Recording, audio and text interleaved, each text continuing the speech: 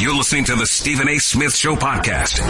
Number to call up as always is 888-SAY-ESPN. It's 888-729-3776. As the day progresses, there's so many markets, there's so many cities that's going to be affected by what's transpiring in free agency, pending free agency in the NBA. We'll definitely get into that. Some NFL talk to get to as well. I'll definitely get into that. Tom Brady had a conversation with Oprah.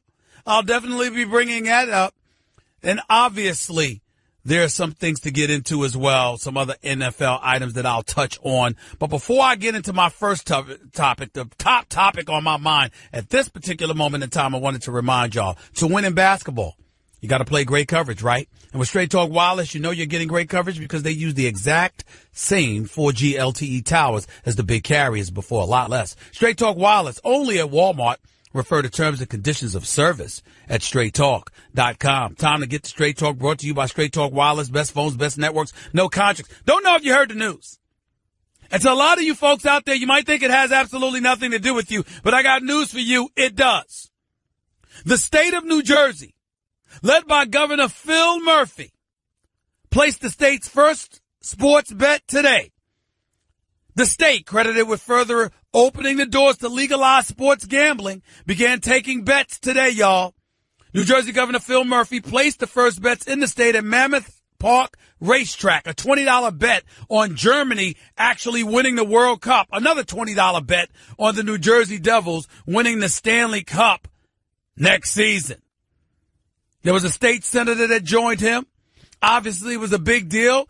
Signed into law in 2013. New Jersey Sports Betting Act.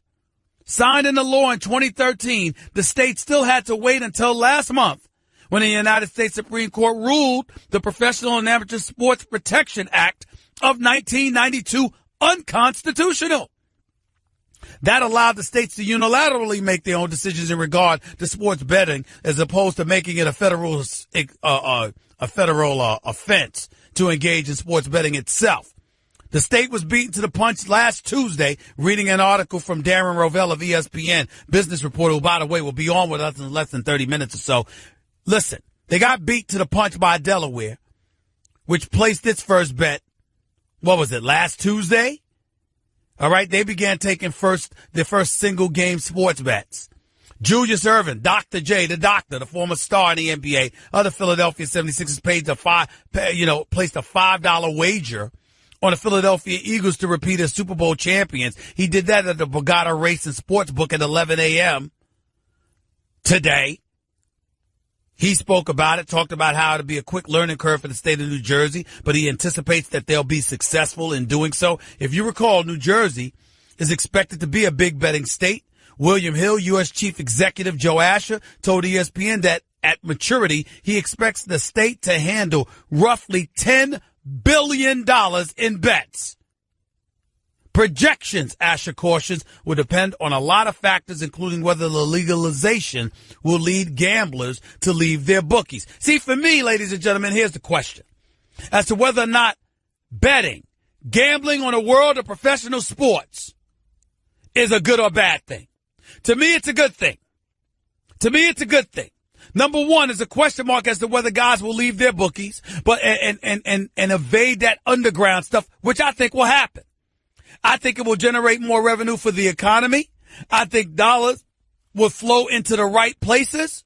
And as a result, for the most part, states will become fruitful and enabled to multiply. I think for the leagues, it will be good because I think it will elevate interest. I think for the television networks, the radio networks, and beyond, it will elevate interest in the world of sports. You'll see people clamoring for more information. Why? Because the more information you get, ultimately, it'll put you in a better position to make more quality bets. And rather than investing your money on Wall Street and waiting months or years for fruition to come about, this stuff could happen in a matter of minutes. If you're lucky enough, gifted enough, skilled enough at gambling, you can alter your life in a heartbeat. You could show up to a casino or some betting booth or what have you. And guess what? You can lit up there. You can show up to one of them 21 ticket windows at Mammoth Park. And in a span of a minute or two, if not minutes or hours. Literally be able to pay your bills if you win. Now, for those of you who might look at it negatively, entirely different approach. You can ruin your life. It can build addiction in some people. It might not be what you need it to be. It might not be what you want it to be. It could be problematic. All of that's true. But I think in the end, here's what it comes down to. By virtue of the fact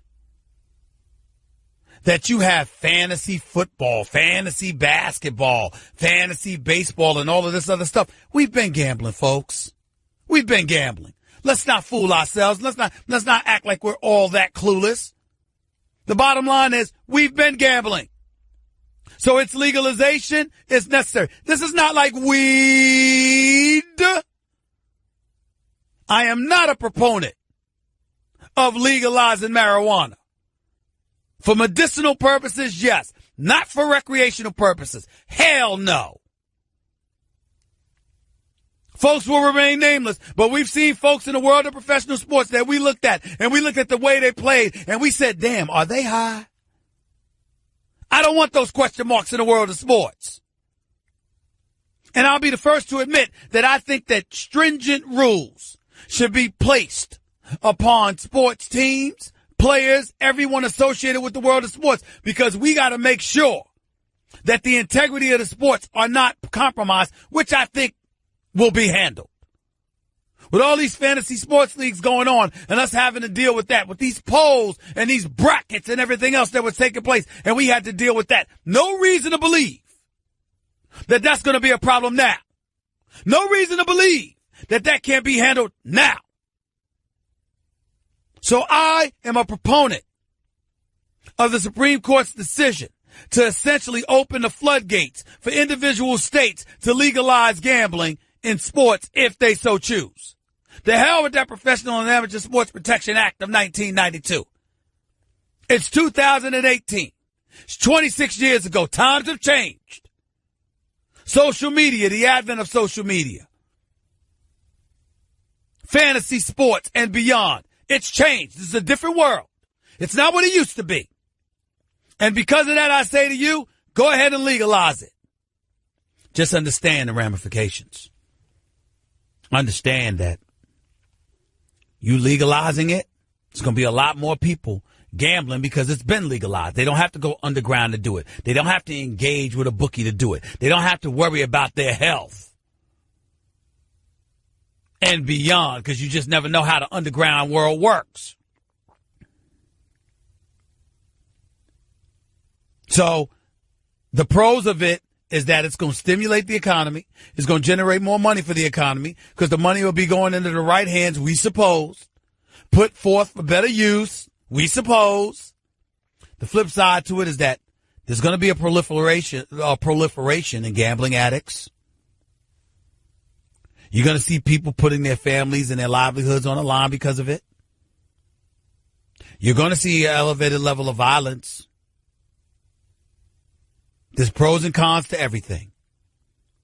This is no different. Now, for those of you out there who says, why do we have to go the route of the economy? Why do we have to be so generic in our approach to discussing that? I'll tell you why, ladies and gentlemen, because everything's about the economy.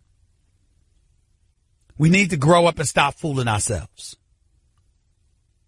Everything's about the economy because everything's about money, because everything's about having money in your pocket. I remember when President Obama was in office, and one of the first things he was focused on was universal health care. And my position was be focused on the money. Not that I know any better. I'm not trying to get political here and trying to act as if I'm an aficionado on these things. I'm just talking as a layman on the outside looking in, watching television, watching shows, reading the newspaper. Almost every article at that time, once he went into office, was about, universal health care. And my attitude was focus on the economy. Because the economy means jobs. Jobs mean money. And the more money folks have in their pocket, the more happier they will be. Now, none of it means anything without good health, and I understand. I'm not talking about good health. I'm talking about health care. If you got money in your pocket, chances are you're going to be happier. If you're happier, chances are you're going to be healthier. That's how it works. Not in all cases, but in a lot more than we give credit for. You're talking about attitudes being changed. You're talking about stress not being as much of a factor. You're talking about violence being or dissipating to some degree. Because if you got money in your pocket, why do you feel the need to bother somebody else in most situations? Be fruitful. That's what it's about. So I'm all for dollars and cents. I'm a proud capitalist. And anything that generates more money for an economy ultimately generates more jobs, more opportunities. And the more opportunities more people have, the better of a society we are. I truly do believe the more we have, the more we'll spend. And the more we have to spend, the happier we'll be. Now, that doesn't mean that's more valuable than your health. I'm saying it contributes to good health. More money, less stress. Anybody that's broke understands what I'm saying. You worried about paying your bills? You worried about being able to buy something? You worried about having a roof over your head, or food on your plate, or clothes on your back? Life is considerably more stressful. Those who have lived a life of affluence, you have no idea what I'm talking about. Most of us who have been poor, we understand exactly what I'm talking about. And anything that could contribute to elevating our society economically, we must entertain. Now, those of you out there who would be stupid enough to argue with me about that being a case for legalizing marijuana, stop. Stop it. Like I said, I'm not talking for medicinal purposes. It's legalized in at least 26 states. Medicinal marijuana use.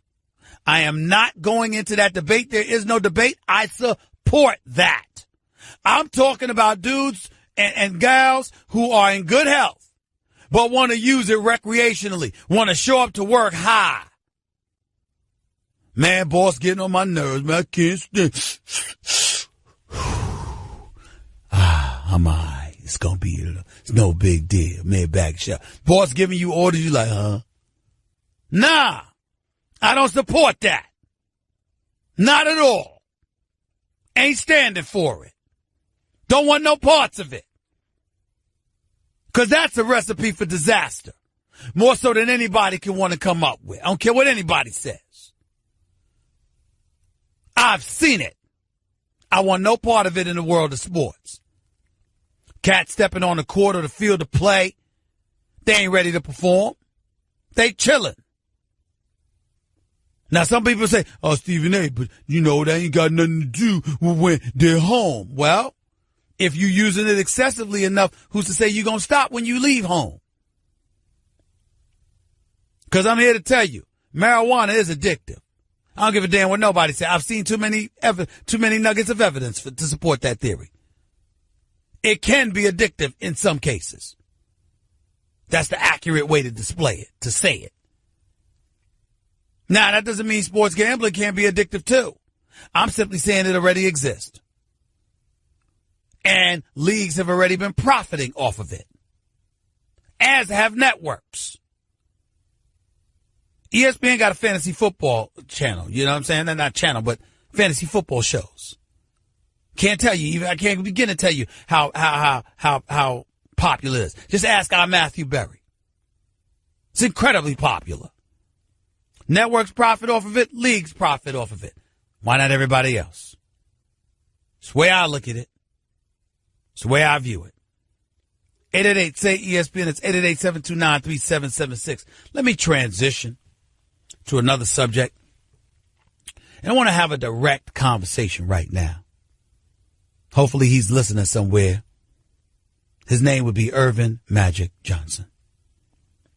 If he's not listening, his right-hand man, Lon Rosen, super agent, great guy, by the way. He's listening. Let me say this. You'll be hard-pressed to find folks that would display more respect, more reverence to the great Magic Johnson than me. He's a 5-time champion, went to the finals 9 times, was a treasure and a tribute to the sport. He's a basketball savant, brilliant when it comes to the game of basketball, special in a lot of ways. There is no doubt. There is no doubt. There is also no doubt that Magic Johnson is a significant upgrade to Jim Buss. Jim Buss had no business being in that position. He was just there because his daddy once owned the team. God rest his soul. Sitting there watching games at Hooters. Damn near wasn't at the game half the time. Took Jeannie Buss forever to get rid of him. Shouldn't have taken that damn long. Let him spend the family's money, do what he got to do. But he had no business. I don't give a damn. Let him go back to the horses. Now that we've got sports gambling being allowed, the Supreme Court opened the doors for that. Let Jim Buss go back to gambling, to doing whatever the hell he was doing with horses. Don't need to be a part of basketball. It's a great, great thing that Magic Johnson is the face of the Los Angeles Lakers franchise right now. But my brother, Magic Johnson, if you are listening, you have got to get something done this summer. LeBron James, Paul George, a trade involving Kawhi Leonard or Kemba Walker. You got to get something. Earvin Magic Johnson, you cannot finish the summer of 2018 with nothing. It cannot happen. LeBron James, for all intent and purposes, everybody believes that's where he's going to end up going, to L.A. Paul George has a decision to make, 3-pronged decision. Oklahoma City's going to offer him the max. He's from Palmdale, California. He wants to come back to L.A. But if he went to Philadelphia, it would be a special situation for him because it's tailor-made for him. Ben Simmons can't shoot. He can do everything else, but he can't shoot. He's got to work on his shot. That's not a problem Paul George has. Ben Simmons can handle the ball. Paul George is a definite upgrade from J.J. Redick. No disrespect because I love J.J. Redick. And Joel Embiid. And with Paul George in Philadelphia, 76ers would be a title contender. I'm telling you that right now. With who they have, they'd give Boston a run for their money. And we all know it's about Boston and Philadelphia in the future. Unless LeBron goes to one of them, then it's about whatever team he's on, assuming he stays out east. But I'm here to tell you right now, you cannot be Earvin Magic Johnson, the president of basketball operations, for arguably the most storied sports franchise in history. In the city of Los Angeles, California, palm trees, sunshine, beautiful weather, Beverly Hills, Rodeo Drive, Melrose Place, and beyond. You cannot be Earvin Magic Johnson with all of that available to you. Plus with young talent like Kuzma and Randall and Ball and Ingram. Plus with enough cap space, right around $70 million and counting. Enough to grab at least one max player, arguably 2. And you walk away with nothing. It cannot happen. It just can't. It just can't. Magic Johnson ain't going anywhere unless he wants to. Magic Johnson's going to be with the Lakers for years to come. Magic Johnson's going to be running basketball operations, et cetera, et cetera. We get all of that. But the faith that everybody has in him, the belief we have and we should have in his greatness and his expertise was somewhat compromised by the picking of Lonzo Ball. Lonzo Ball's the number 2 overall pick. Didn't play like it. Has a high basketball IQ, incredible upside, but never wanted to be assertive. I was making the argument today on First Take. Lonzo Ball, in his rap lyrics against teammate Kyle Kuzma as they were trolling and playing each other, just playing around, Lonzo Ball was more aggressive with his rap lyrics and his verbiage than he ever was on a basketball court for the Lakers in his first season. That is unacceptable. You got to have cats that could grow up. Guys, LeBron, Paul George, Chris Paul, potentially. These guys ain't trying to come here to babysit. Take your head out of you know what, and get going. Enough. You got a ball. Kuzma, I'm not going to hold against so much because Kuzma comes to ball. Lonzo was more assertive in his rap lyrics than he had been the entire rookie year on a basketball court. If he went after opponents the way he went after Kyle Kuzma, maybe we would have been talking about him the way we were talking about some of these other rookies. I'm just saying.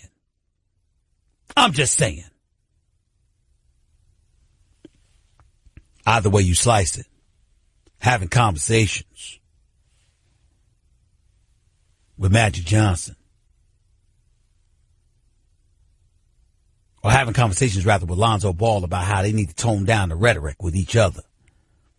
Yeah, that's part of Magic Johnson's job description. The other half is getting a star to Tinseltown. There's a few of them out there this summer, and the Lakers have the means to get it.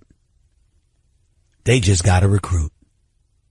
And I'll be damned if I want to hear the name Rob Pelinka. Mad respect to him, good luck. But I don't give a damn about Rob Pelinka right now when it comes to recruiting. I give a damn about one man. His name is Earvin Magic Johnson. Paul George could stay in OKC or go to Philly. Or he could come to you. Kawhi could demand a trade to you or stay in San Antonio or go to Boston. LeBron can choose his pick of the litter. Chris Paul could choose to come back. I just gave you 4 guys. If LeBron James had to give me 1 in the NBA Finals, why shouldn't Magic have to give me 1 in free agency? I believe in my brother Magic Johnson. And I'm hoping and praying for him. Because God, am I rooting for L.A. But the Magic Man has got to get it done. That was Straight Talk Wireless, nationwide coverage on America's largest and most dependable 4G LTE networks. This is the Stephen A. Smith Show, ESPN Radio. By the way, before you hit the road for any vacation this summer, visit GNC. You need to stay healthy, and GNC has the highest quality solutions and supplements in the industry. GNC brand products pass up to 150 quality checks. You can be sure you're getting the best prices with GNC's price match guarantee. GNC doesn't just match prices, they'll beat them by $1. Or try something new. If it's not right for you, return it for a full refund. You heard right, a full refund. This summer, live well with GNC. Exclusions apply. See an associate or GNC.com for details. Craving even more of Stephen A? Him of all people! For around-the-clock access to the man? I'm Stephen A! You can follow him on Twitter and Instagram at Stephen A. Smith and on Facebook at Stephen A.